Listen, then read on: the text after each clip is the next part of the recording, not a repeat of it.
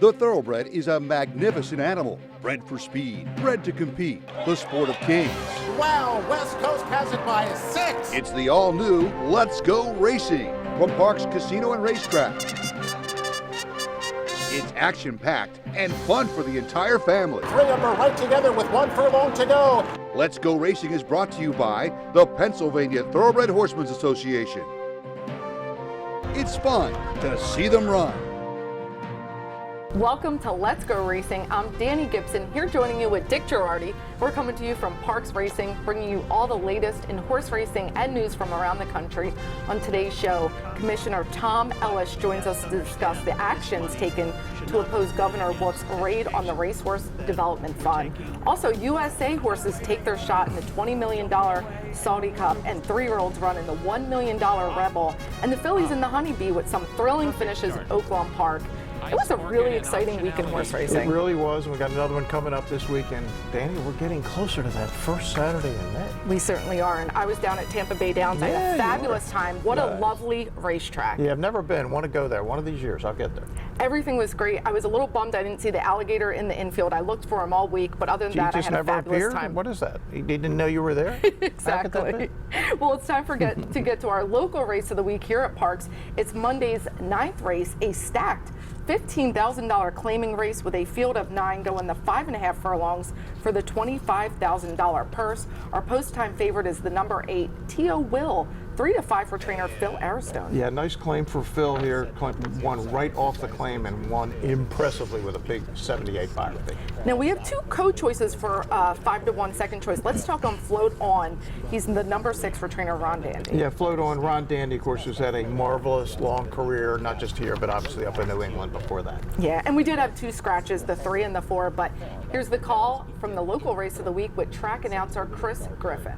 22-3 and Street Tales got the speed, is up by a length. Victor's Dynasty down to the inside of a driven along Pennsylvania Steel. Float On is about to split rivals, is in the 4th spot. Then a wide run here for T.O. Will. Looks a little tough to handle there around the turn as they approach the quarter-mile pole. Street Tales got the lead, ready to challenge this Pennsylvania Steel in those orange silks right up on the outside. And here's Pennsylvania Steel up to the pace setter Street Tales, who's trying to find more. Pennsylvania Steel is now the new leader.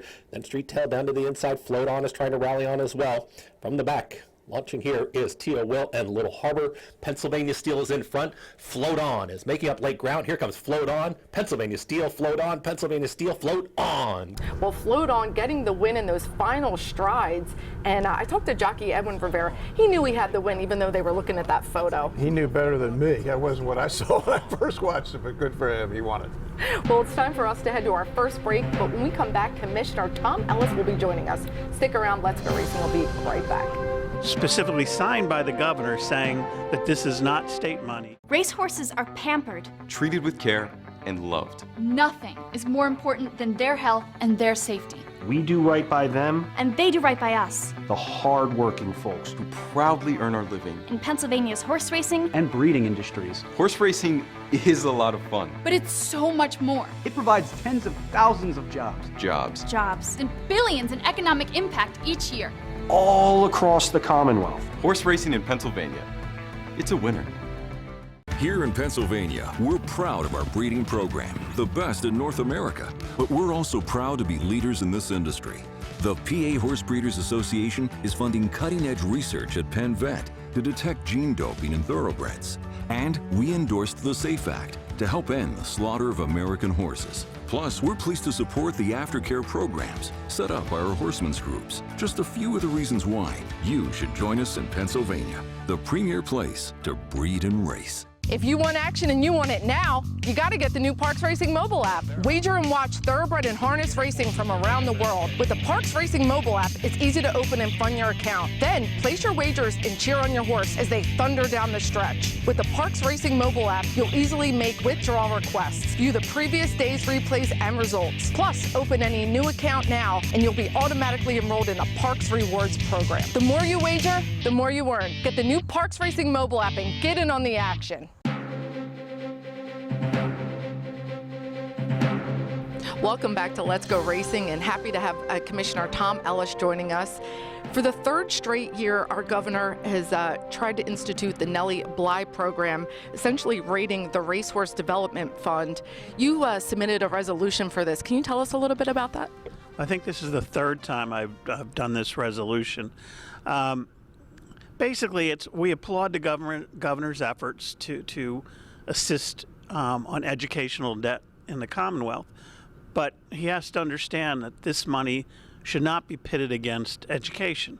That we're taking this year, well, the last 2 years he took the full $200 million from the trust fund. This year he's only proposing to take $88 million, making up the rest from one-time COVID monies, but we know next year that he's going to take the balance of the money. It'll be the full Racehorse Development Trust Fund. That money in 2017 was changed from the Racehorse Development Fund to the trust fund, specifically signed by the governor saying that this is not state money and that the state will not touch it. And the problem is that, and what I introduced in a resolution, this is not just dealing with horse racing, it's dealing with agriculture, about 20,000 jobs, direct and indirect, open space, mom and pop farms, and horse racing and breeding in the Commonwealth. You take this money away and horse racing is dead in Pennsylvania. And, you know, many people don't understand if you don't get out of the Philadelphia and Montgomery County area that Pennsylvania is an agricultural state, and the open space that we have is just something we don't want to give up. Our grandparents gave it to us, their parents gave it to them. We owe it to our children to keep an agricultural base in Pennsylvania. As you said, Commissioner, Governor Wolf signed that trust fund back in, 5 years ago now. What changed? What made him come to this decision to go after the Racehorse Development Fund? I think you'd have to ask the governor that. Clearly, he's wants to be known as the education governor. I believe he knows that it won't pass this year. I've spoken with Jake Corman, who's the Senate president, who actually appoints me. Stan Saylor, who's the appropriations chairman in the House, has already said this is dead. My concern is that we don't do anything this year, it doesn't pass, but next year and the following year it come back, and that we need to ask in a gubernatorial year, where do all the candidates stand on horse racing and agriculture in general in Pennsylvania? Why the governor doesn't recognize that he had already signed that this was not state money? Again, you can always change legislation. That's been my concern since I've been on the Horse Race Commission, that we have to be very careful when we opened up the act, because this can always change. It's legislatively put in there that it's a trust fund. It can be legislatively taken out. Absolutely. And, you know, we obviously recognize education is important, but not at the cost of a whole industry with jobs. Very happy that our PTHA and our lobbyists are working hard for us. Thank you so much for your time, Commissioner Ellis. Well, thank you very much, and I appreciate being here, and I do hope that we keep up the pressure and make sure that we stop pitting horse racing against education. Both are vital in Pennsylvania. Absolutely. Well, it's time for our National Race of the Week, brought to you by the Chapman Auto Group. If their emblem's not on the back of your car truck, well, you did pay too much. And our first National Race of the Week is the $20 million Saudi Cup, going a mile and an eighth. $20 million, that's a really big purse. And our favorite is Mandaloon, Jugmont Farms, Bradcock, 2-1. Yeah, recently installed 2021 Kentucky Derby winner, Mandaloon, in fact, Danny. And Mishriff, the famous Mishriff, is second choice for John Gosden at 9-2. Gets his regular rider, David Egan, aboard. Yeah, Mishriff won this race last year. Not only won it, beat Charlatan and Knicks Go to do it. Here's the call of the Saudi Cup. as they head then down the far side of the track here. The first 3 furlongs completed. Out very wide on the track is Making Miracles. Tucked in behind the leaders early is Marsh Lorraine, the Breeders' Cup winner. She's riding behind Seelyway. And look at Teo Keynes under pressure. The great Japanese horse looks as though he's already spent as they make their way towards the turn out of the back straight. Seelyway struggling as well at the back of the field. Magnicor is last. Aero Trem, one of the back markers as well. The pace here unrelenting. The Saudi Cup leader is Secret Ambition with Art Connector now on his shoulder. Behind him, Country Grammar. They're followed by Mandaloon. Splitting those two is Midnight Bourbon, who will still turn in with a chance. What a big run from Making Miracles on the outside. The local horse followed round by Emblem Road as well. Looks as though Mandaloon is now absolutely cooked as they come down the home straight here in the Saudi Cup, and it's anybody's race. Midnight Bourbon trying to take it up here. Country Grammar goes with him. In behind the local horses, Making Miracles finishing off well, and so too Emblem Road for what would be a massive turn-up. Emblem Road is being roared home by the locals. Country Grammar and Midnight Bourbon next. Emblem Road to the front. And it was a 99-1 shot getting the win. Emblem Road for Wigiberto Ramos. Wiggy, as they call him, from Panama. What a win, flying on the outside. Yeah, now Wiggy's been in Saudi Arabia for some time, but he was a U.S. jockey. He was based in Florida for a while. He's ridden all over the place, but he's had a really nice career in Saudi Arabia. But this is a career in a night, right? I mean, we're talking a $10 million winning purse. The actual odds, Danny, were 113 to 1 on Emblem Road. He is the Saudi-owned horse. It's like the hometown horse wins, and obviously the American bettors didn't believe he had much of a chance. Country Grammar for Bradford went what looked like a winning race and just got caught at the end. And Midnight Bourbon, of course, he was second in our PA Derby, ran well, like he always does, to finish third. Now the two favorites, Mandaloon. Yeah. My buddy Jay Pribman of DRF had the great line, said he bounced off his Kentucky Derby win from 5 days before, and Mishriff was just nowhere. Yeah, he's been a great horse, so unexplainable there. Probably unexplainable the winner, but it was the Saudi Cup. Absolutely. Congratulations to the hometown horse, and you kind of summed it up, and everything you said, I agree with that all. So let's head to Oaklawn Park. It's the $1 million Grade 2 Rebel for 3-year-olds, a mile and a 16th. Kentucky Derby points on the line, but not for Newgrange, our favorite, 4 to 5. Yeah, not for Newgrange. Trained by Baffert, won the prep for this. The Southwest looked pretty good doing it. And it's Baffert, it's Oaklawn. You know what? When he comes to Oaklawn, Danny, he wins 43% of the time when he ships into Oaklawn. And Johnny Velasquez isn't going there for a good time. He's going there for a reason. Chasing Time, second choice, 5 to 1 for trainer Steve Asmussen. Tyler Gaffleone, we don't see them team up a whole lot. Yeah, interesting. Won a big optional claimer here with Joe Rosario and looked good, won by almost 8 lengths. And Asmussen's got a whole bunch of 3-year-olds. He is desperate to win his first Kentucky Derby. He's loaded. Here is the call of the Rebel Stakes. Kavad, the leader. Newgrange is second by a length and a quarter as Chasing Time has moved to the inside, and he's third and 2.5 from the front. Ethereal Road is close to the pace, so is Uho. To the inside, he's fourth now, and alongside Chasing Time. 2 lengths to Stellar Tap. Barber Road is at the rail, and he's moving up. Then comes Texas Red Hot, Ben Diesel, and Dash Attack. They're all about 7 from the front. Kairama has trailed throughout. At the half-mile marker of the 62nd Rebel, and it's Kavad in front. Kavad leads Newgrange, now only 3/4 of a length. Uno Chasing Time between horses and a 3-wide Ethereal Road. They're all 2 from the front. Barber Road still has 5 lengths to make up. Ben Diesel's outside of him, and so is Stellar Tap, and Kavad has the lead. Kavad is in front, but Newgrange is alongside in second, and Ethereal Road is running a big one 3 wide in third. Uno is back to fourth. Chasing Time is 5 off the lead, and here's Ethereal Road outside of Kavad, and these two are matching strides, and they've put 2 lengths on Newgrange. Barber Road is next. To the outside, Chasing Time. It is Ethereal Road and Kavad coming to the wire. Ethereal Road has the lead. Kavad, Uno to the inside. Ethereal Road, a final charge from Uno. And Uno getting the win, the one-eyed wonder. Got to give this horse a lot of credit for his rail trip, and his left eye is missing, so he didn't have an eye on the rail. But you know, these horses adapt, and he certainly did. Ramon Vasquez rode him superbly. Yeah, and he's obviously eligible for the Kentucky Derby now. Has more than enough points, 75 to 1. It was a long shot day, and not only in Saudi Arabia but also in Arkansas. Now, this horse was trained up to this race by Tony Dutrow in New York. Then they sent him to Oaklawn in the middle of the week.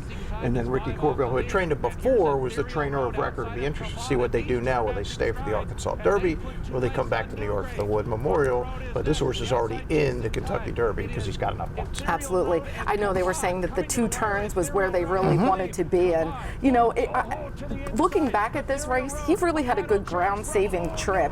And you could see Ramon had horse the whole way around. He did, and it's a slow race, Danny. Only an 84 buyer. But the most exciting part to me was when Ethereal Road made his move for the coach. It looked like Wayne Lucas was going to win this race, but he's got a horse improving by Quality Road, and it'd be nice to see Wayne in Kentucky for the Derby. He's already got a horse for the Kentucky Oaks. We'll talk about her a little bit. Certainly will. Definitely a big race there. Nice win by Un Oho. And let's stick with the 3-year-olds. It's 3-year-old fillies this time in the Grade 3 Honeybee Stakes, a mile and 16th. And our favorite is for the coach. We just talked about Secret Oath. Luis Contreras rides for him a lot at 1-5. Yeah, she is the daughter of Arrogate, who sadly had just a very brief stallion career before passing away. But won the Martha Washington and looked good doing it, and is an overwhelming 1-5 favorite here. Here's track announcer Vic Stauffer with the call of the Honeybee. Optionality rides the rail at the clubhouse turn and leads UG Ree by a neck. A 3-wide Ice Orchid is a length and a half from the front. Free Like a Girl and Secret Oath are 4th and 5th and 3 off the lead. Secret Oath is at the rail. Then 5 lengths last to Red Queen. They turn into the backstretch in the 35th Honeybee, and Optionality and UG Ree are matching strides. Optionality, a measured neck in front of UG Ree in second. Ice Orchid has backed off now. She's 3rd and 2.5 from the front as Secret Oath moves through inside of her. Then comes Free Like a Girl, put to a drive now and 5 off the lead. Red Queen has been outrun throughout. They leave the backstretch. Optionality and UG Ree are still 1-2. Secret Oath could end up needing racing room because Ice Orchid is keeping her in tight. And here is a resurgent Ice Orchid race riding Secret Oath around the far turn. Contreras is going to have to either split horses or wait and go around. He'll move within 2 of the lead. Then comes Free Like a Girl. Optionality's gone. UG Ree. How about the rail for Secret Oath? And in 2 strides, she's 2 in front. Secret Oath has stormed to the lead. It is now a 3-length advantage. UG Ree and Ice Orchid are watching her race away, and Secret Oath comes to the final furlong now with a 5-length advantage. Secret Oath getting the win, and a serious filly for trainer D. Wayne Lucas. She is nominated for the Kentucky Derby, and Wayne, of course, has run and won the Kentucky Derby with a filly before winning colors back in 1988. So he'll have some decisions to make. Maybe she runs in the Arkansas Derby, maybe she runs in something else, maybe she goes for the Oaks. Now, Wayne has won the Oaks 4 times, he's won the Derby 4 times, but it's going to be cool to have him. I know exactly where his barn is, Danny, and we'll go visit Wayne when we're down in Kentucky. Oh, I certainly can't wait. He was a pleasure to meet when he was here at Parks, and I look forward to rooting him on in the Oaks or the Derby or both. But and that race was faster by almost a second than the Rebel. That's how good Secret Oath is. Absolutely. Well, it's time for us to head to a break. When we come back, we're going to have some friends from Penn State, and superstar Latruska is back, all coming up on Let's Go Racing.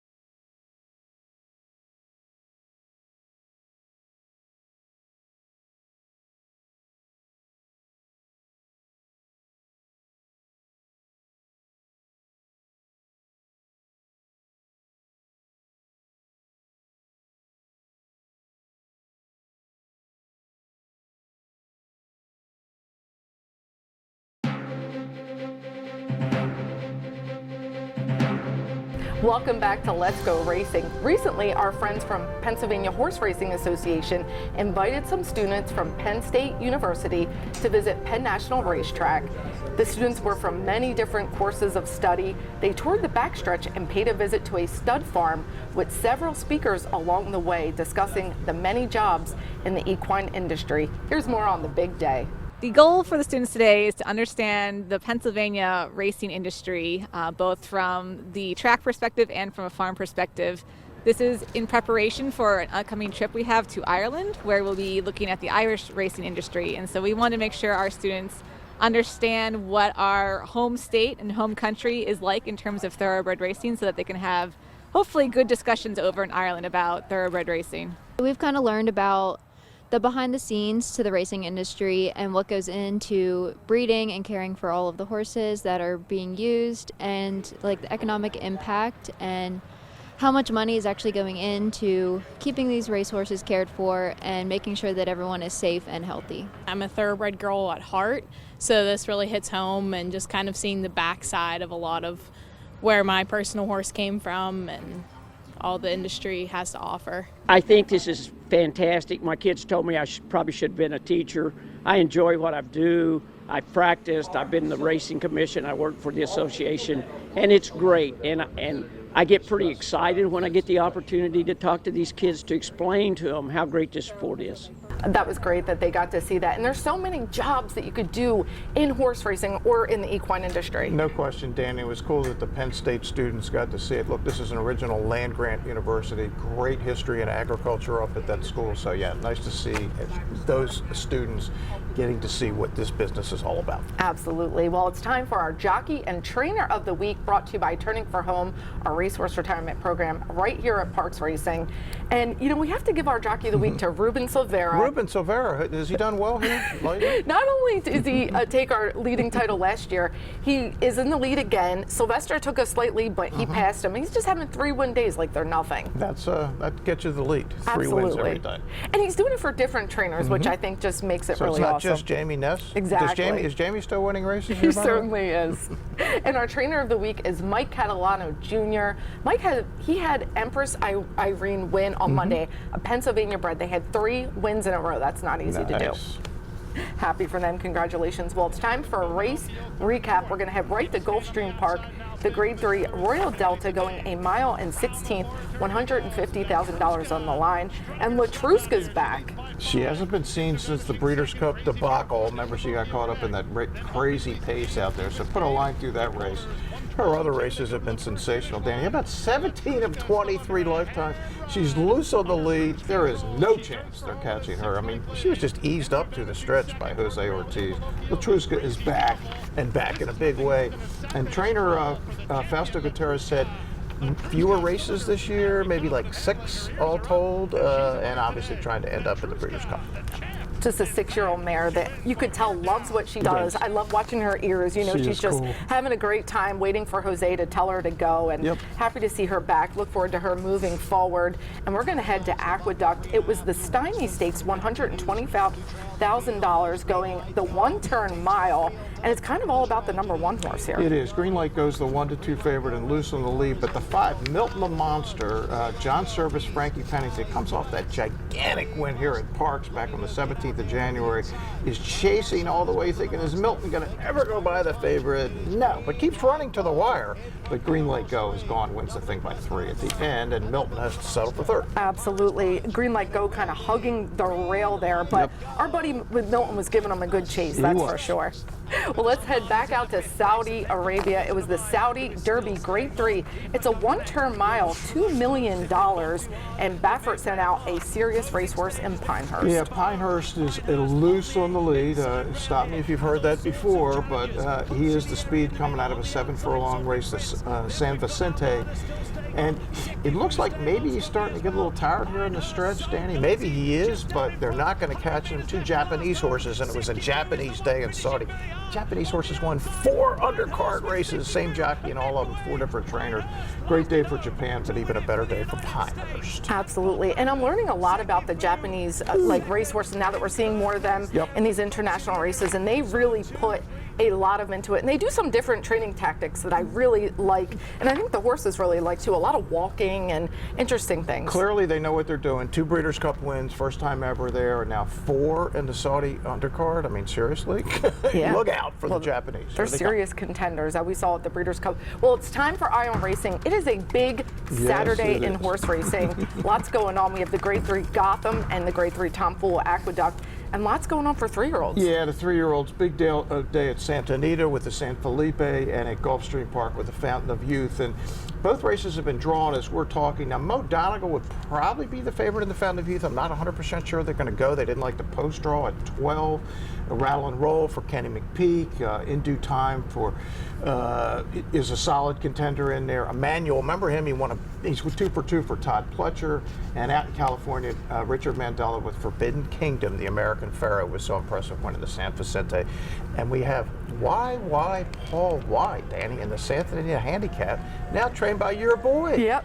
Michael McCarthy. And it's the same ownership, JKX. Yep. They get Juan Hernandez riding them. So I know all of us Parks fans will be rooting on YY Paul Y. Two great cards on Saturday. If you're home and it's cold, just get in front of the TV and gamble all day long. Absolutely. And guess who will be? That would be me. Or come hang out with here at Parks. I'll be doing the simulcast thing, betting right Even here. Better. Well, it's time for our final break. When we come back, news and notes. We'll be right back on Let's Go Racing. Did you know absolutely no taxpayer dollars support the Pennsylvania horse racing industry? In fact, racing generates $1.6 billion that pays taxes, creates jobs, and more, right here in Pennsylvania.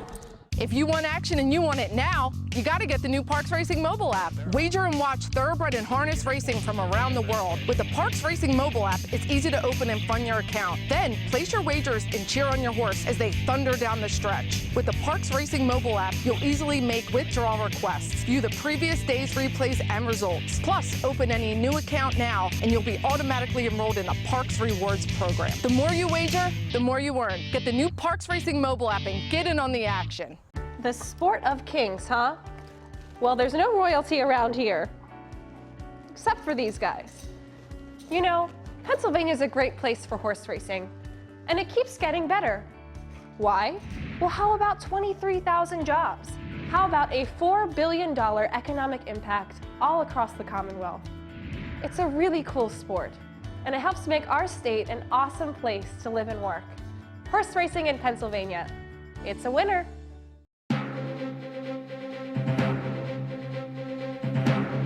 Welcome back to Let's Go Racing. Our news and notes is brought to you by the Granny Fund, bringing continuing education to our wonderful backstretch folks. And Sirius Radio, we're back. I'm up today, at 11 a.m. on channel 85. And I'll probably be talking a lot of parks because we have our Parks Madness. No question. Next week, 7 $100,000 stakes, Danny, over Monday and Tuesday. And then how many, you say 9 starter handicaps on Wednesday. 9. So a really good day. Sort of modeled after what we did right after Christmas here with all the big stakes. Had a huge handle. I suspect the same thing will happen Monday, Tuesday, Wednesday next week. And there's going to be some cool 3-year-old races. We're not going to probably have a Derby horse, but we could see somebody springboard right into the Preakness. That'd be great. Absolutely. Well, it was a big birthday. Smarty Jones turned 21. And how did that happen? 21? I know. In a blink of an eye. He's legal drinking age to go to a bar. But Rodney Eckenrode, the breeding manager's kids, sang happy birthday. Here it is. Happy birthday to you. Happy birthday to Smarty. Happy birthday to you. You know Smarty loved that adorable birthday song. He's still going strong at 21. At Equistar Farm and Anvil, and Rodney and his crew do a great job with the great Smarty Jones. They certainly do. We love our Smarty. Well, that wraps it up for Dick and I this week, but come join us. We race Monday, Tuesday, Wednesday, post time 12:55. We'll see you next week. Thanks for joining us on Let's Go Racing. And they're off. Speaker's Corner has early speed. Hot Rod Charlie, Midnight Bourbon, American Revolution. Hot Rod Charlie is opening up. Hot Rod Charlie